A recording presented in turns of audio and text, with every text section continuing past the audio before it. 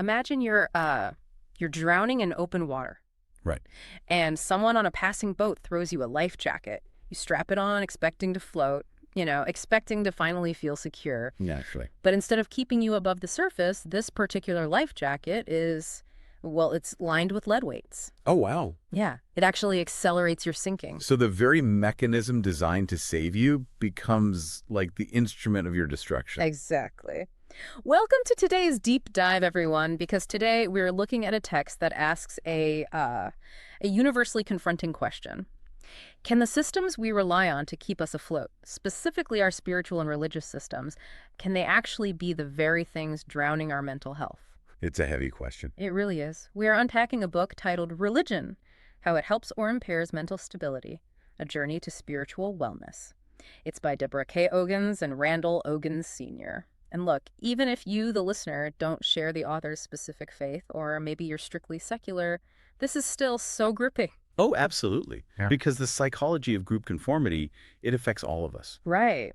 And the authors bring such a unique blend of experiences to this thesis, don't they? They do. I mean, they've been married for 54 years, which is incredible in itself. Yeah, okay. And they're both ordained ministers. So they have this intimate insider understanding of church dynamics.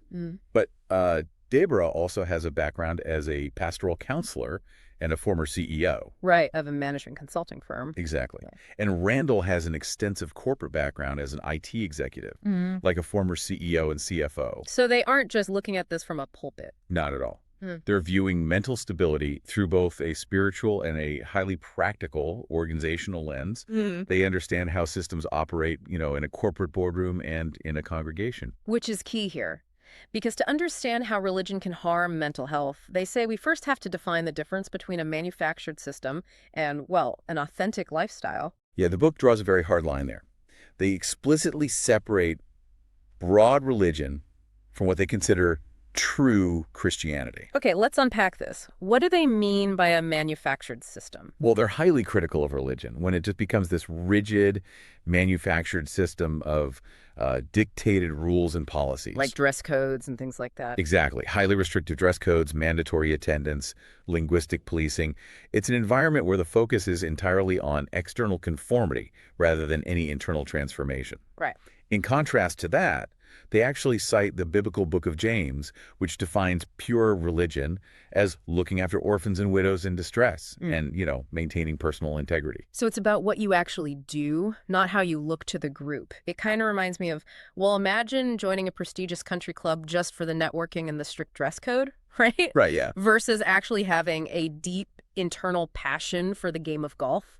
That's a great way to put it. The system rewards the performance, not the actual pursuit. Oh, wait, let me push back a little here. Don't people actually crave those strict rules? Like, doesn't a checklist provide a sense of safety in a really chaotic world? Oh, they absolutely do. And that exact craving for safety is what makes people so vulnerable to the psychological impairments the book runs about. Here's where it gets really interesting. Because following that thread of why people seek safety and rules, the book takes a massive pivot into psychology. A very unexpected pivot, yeah. Right. Because these are Christian ministers writing this, and they heavily cite Dr. Sigmund Freud. The atheist founding father of psychoanalysis. Yes. It's wild. What exactly is Freud's critique that they're using here? Well, Freud argued that religious faith essentially represses human impulses. He saw it as a crutch for deeply insecure people who are basically looking for a cosmic father figure. Like a replacement parent? Exactly, someone to compensate for their own helplessness.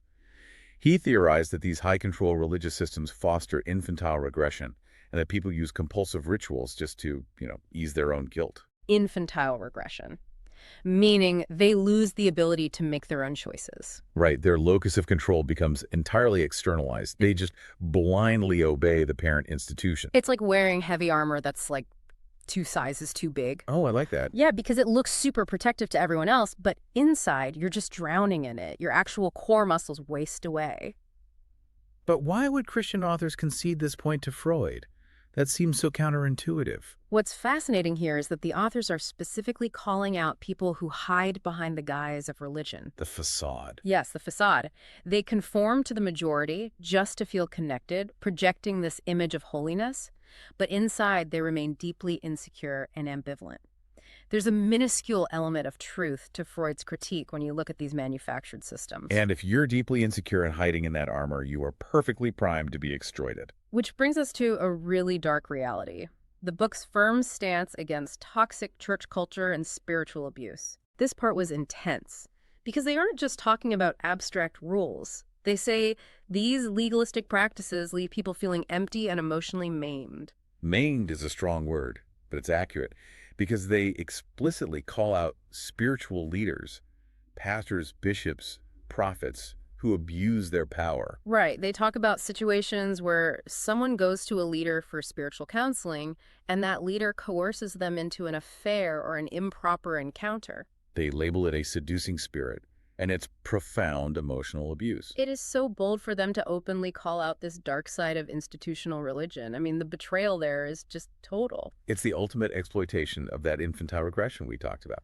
So if a leader's job isn't to control their congregation or, extract compliance, what does the text say their role actually is? The text argues that leaders are called to be servants who abet autonomy, not dictators trying to take God's place. They're supposed to empower you to think for yourself. Exactly.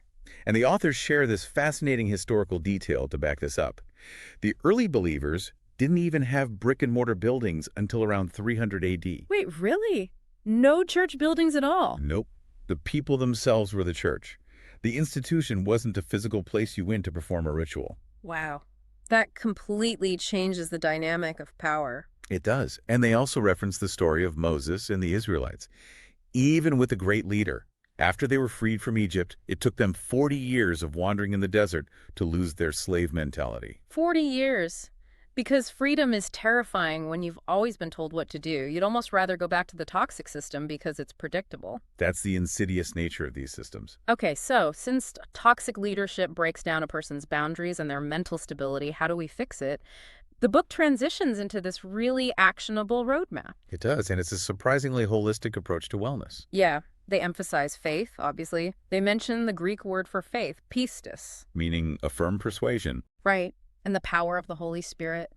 But they completely reject that toxic, pray-it-away mentality. Which is so refreshing. They equally advocate for practical mental health tools. They tell readers to go to therapy, get life coaching, improve their diet. Set healthy boundaries? Yes, and even take medication if needed. As the text says, faith without works is dead. It's like physical therapy after a major surgery. How do you mean? Well, you absolutely need the expert surgeon, which in their view is God to save your life. But after the surgery, you still have to put in the grueling daily work of doing your physical therapy exercises. You have to do the reps. Exactly. Eating right, doing the stretches, setting boundaries. But let me ask you, how does the book suggest we handle the pushback? Because if you start setting boundaries in a rigid system, people get mad. Oh, the system will definitely react defensively. Mm. If we connect this to the bigger picture, the text reminds readers that even Jesus, who was flawless in their theology, was misunderstood and persecuted by the religious institutions. So you just have to expect it. Right. Setting boundaries means accepting that you won't always be understood or liked by society. You have to relinquish that need for universal approval. Which pulls all these threads together perfectly. The rejection of toxic rules, the therapy, the boundaries. It all leads to the book's ultimate thesis for achieving inner peace in a chaotic world. And it is a chaotic world. The authors observe this escalating global chaos. Natural disasters, crime, and eroding moral fiber. Yeah, if you rely on an ever-changing society to validate you, you are basically signing up for chronic anxiety. Absolutely. There's a memorable quote from the text that sums this up. Stop looking over the fence and learn how to take better care of your own yard. So what does this all mean? Like, practically speaking, for someone listening right now, how do you tend your own yard instead of getting swept up in the chaos? It means radical regulation of your own environment. Genuine mental stability is linked to a vibrant personal relationship with God, yes, but it's also about practical steps, taking what they call praise breaks to reset your nervous system. Just pausing and finding gratitude. Exactly. Living without regrets and stepping entirely away from the need for societal approval. You stop policing your neighbors and you pull the weeds out of your own psychological soil.